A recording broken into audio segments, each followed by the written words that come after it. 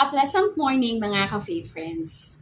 Our gospel for today is according to Luke chapter 10, verse 25 to 37. Mamahalin mo ang Panginoon mong Diyos ng buo mong puso at ng buo mong kaluluwa at ng buo mong lakas at ng buo mong pag-iisip.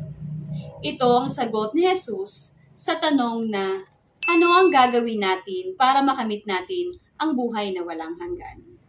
Sa ating buhay ay nakakasalubong tayo ng iba't ibang uri ng tao. Ang ilan sa mga ito ay ang mga taong nagpapahirap sa atin. Ang ilan naman ay ang mga taong nagbubulag-bulagan sa mga nangyayari sa ating paligid.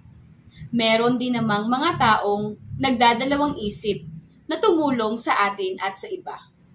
At ang panghuli ay ang mga taong may kusa na tumulong at ibigay ang sarili at hindi nag-aatubiling ialay ang sarili nila para sa iba. Kung tayo ang tatanungin, sa anong uri kaya ng tao makikita natin ang ating sarili? Kaya ba nating maging isang taong may kakayahang tumulong? At may kusa ba tayong ibigay sa iba ang ating sarili? At kaya din ba nating hindi mag-atubili upang ibigay ang ating sarili sa ating kapwa?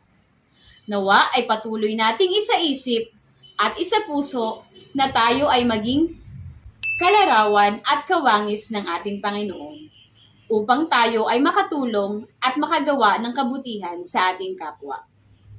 Tayo dapat ang tipo ng tao na hindi marunong mamili.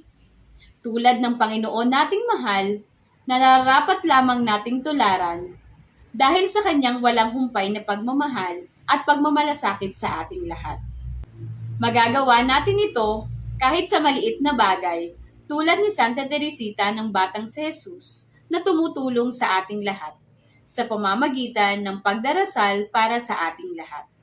Nawa ay maging mabuti tayong lingkod para sa ating kapwa at para sa ating Panginoon.